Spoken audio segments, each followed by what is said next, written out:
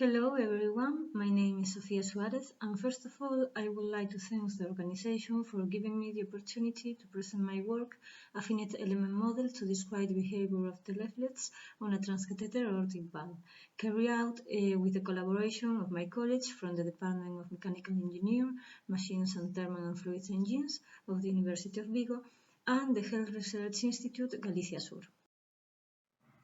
Let's start with a brief introduction about the purpose and work principles of such device. The human heart is the organ responsible for pumping blood to all parts of the body. Inside the heart, there are valves that open and close to regulate the flow of blood across the atria, ventricles, and arteries. These valves are made up of thin tissue membranes called leaflets.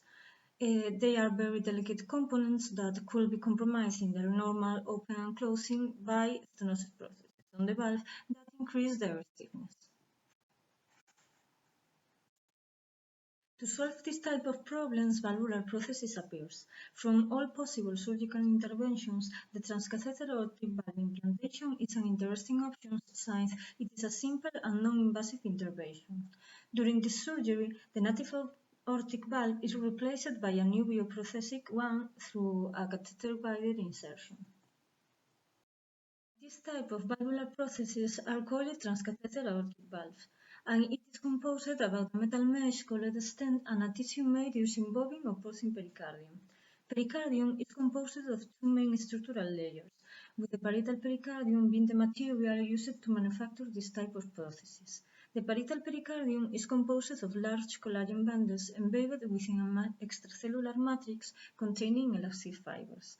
This means that although the behavior of the matrix is isotropic, the pericardium as a whole behaves as a highly anisotropic material due to the presence of the collagen bundles. The composition of the pericardium leads to a hyperelastic behavior of the material, with anisotropic properties due to the presence of collagen fibers, as displayed in this graph, which shows the stress-strain curve for the preferential direction of the fibers and the perpendicular one, where both follow exponential laws that aim to model the increasing material stiffness with deformation. For the characterization of the mechanical anisotropic behavior of this material, a constitutive equation based on the strain energy density function for a Holzapfel fiber reinforced hyperelastic material model is used, where the first term models the isotropic behavior of the connective tissue matrix, while the second reproduces the anisotropic behavior caused by the fibers, and finally the third one models the compressibility of the material. However, the implementation of this type of material models in field simulation software is complex, and it involves manual programming of the development of the constitutive equation according to the large deformation theory. In contrast, simple hyperelastic models, such as isotropic models, are available in the material libraries of such software package. Therefore, we will try to approximate the behavior of the pericardium according to the third order of the constitutive equation for an isotropic hyperelastic material. Nowadays, two types of pericardium are used for the manufacture of these processes, bobbin and porcine. Within these, there are thin and thick models, depending on the species and age of the animal. The mechanical response of each of them is different, as shown in the different stress-strain curve here. Of all of them, thin bobbin pericardium has the best mechanical characteristics for the manufacture of TAVs. In our study, the values of the coefficient modeling the behavior of thin bobbin pericardium were obtained from Murdoch's study, where the behavior of the tissue in biaxial tension and bending is considered. In order to use the anisotropic model of the pericardium, we will implement its constitutive equation through the UMAT material subroutine of Abacus. This subroutine uses as input data the deformation gradient F and the material properties to obtain as output the stress tensor and the elasticity tensor, also called Jacobian. Such information is carried out thanks to the constitutive equation of the material, since it is a potential and it is able to generate a tensor field through its derivative, in this case with respect to the stress tensor C. Through the theory of large deformation, this derivative provides a magnitude proportional to the stress tensor of the material, and its second derivative a magnitude proportional to the elasticity tensor as can be seen in the mathematical developments present here.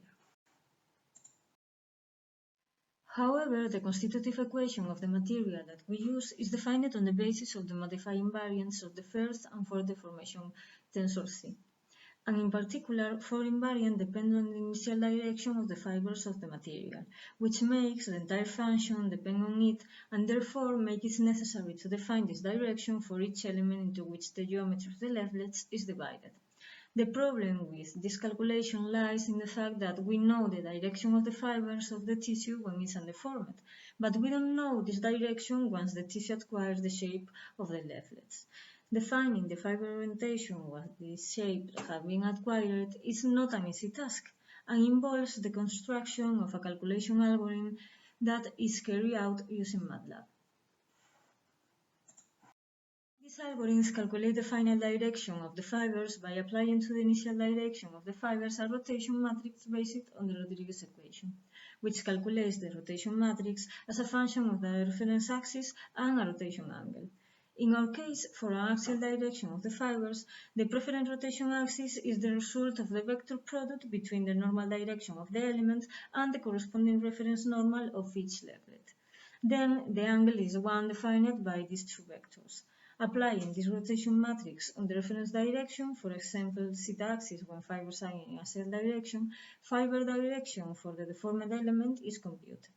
When the direction is different from the axial direction, a new rotation matrix is calculated using the normal direction of the element as the reference axis and the algorithm formed by the angle between the axial direction and the direction to be obtained, which in this case of the circumferential direction will be 90 degrees. In order to use an isotropic pericardium model, it is necessary to obtain the material coefficients that provide a fit of the constitutive equation to the stress-strain curve of the material. For this purpose, the points of the graph have been obtained through the Gauge software and a curve fitting has been carried out through MATLAB, resulting in the coefficients presented here, which will be introduced in the constitutive equation for its characterization. Once the material model has been defined, we proceed to the generation of a FEM model of the tap. This model is composed of 6 fundamental parts. The geometry used consists of a cut model of the 3 leaflets, generated from the original cut of one of the leaflets of the Legro tap from the company MBT, which was provided by the Health Research Institute Galicia Sur. The mesh of each model is generated from this geometry. For this purpose, multisaedral elements were used, to which a reduced formulation was applied to reduce the computational cost, and organs controls were used to avoid this phenomenon. Finally, the mesh quality was being checked as shown in the quality index shown here. The contact series are nose to surface type with formulation of hard contact with a penalty-based formulation. Applied between the inner face of the leaflets to avoid penetration phenomena in compromised areas of the contact. Regarding to the material definition, the 2 types of constitutive equations for thin bovine pericardium defined above are used. The applied boundary conditions consist of fixing the central nodes of the leaflet edge in such a way that only rotation is allowed to simulate the effect of the stent on the leaflets. In terms of force, pressure is applied to the outer surface of the leaflets, and their magnitude corresponds to the maximum pressure gradient between the ventricular cavity and the artery during the opening and closing phase. Once the model has been built, we proceed to its analysis. The objective is to check the difference between the use of an isotropic and an isotropic material model to define the bovine pericardium in an opening and closing process of a tap. For this purpose, the value of stretch of fibers, strain energy density, and effective orifice area will be compared. The model will be configured to simulate the opening and closing in circumferential and axial direction for an anisotropic and isotropic bovine pericardium. The results obtained from the test carried out for the isotropic and anisotropic models are presented below. Comparing the strain energy density for both opening and closing, we can see that it is higher for the anisotropic model with fibers oriented in the axial direction, since in this orientation they do not stretch and the material has a lower stiffness than when fibers are oriented in the circumferential direction. For the isotropic model, it is shown how the deformation levels are similar to those obtained from an anisotropic model with fibers distributed circumferentially. And in addition, for the opening area, it is observed that in the anisotropic models, it is greater for the axial orientation since it presents greater levels of deformation energy. However, the greatest opening area is obtained for the isotropic model in spite of its lower deformation density. With regard to the stretch of fibers, it is shown that in circumferential direction, the greatest stretch of the fibers occurs in the central part of the geometry, as it also occurs in the closure. However, in the axial direction, the opposite is true. In this part, there is a compression of the collagen fibers, which means that the work of the external force totally falls on the connective tissue matrix, whose lower resistance leads to higher total energy density values than in circumferential oriented models, as we show above. These results were expected as they are in agreement with those obtained in the work of other authors, and this serves as validation of our model.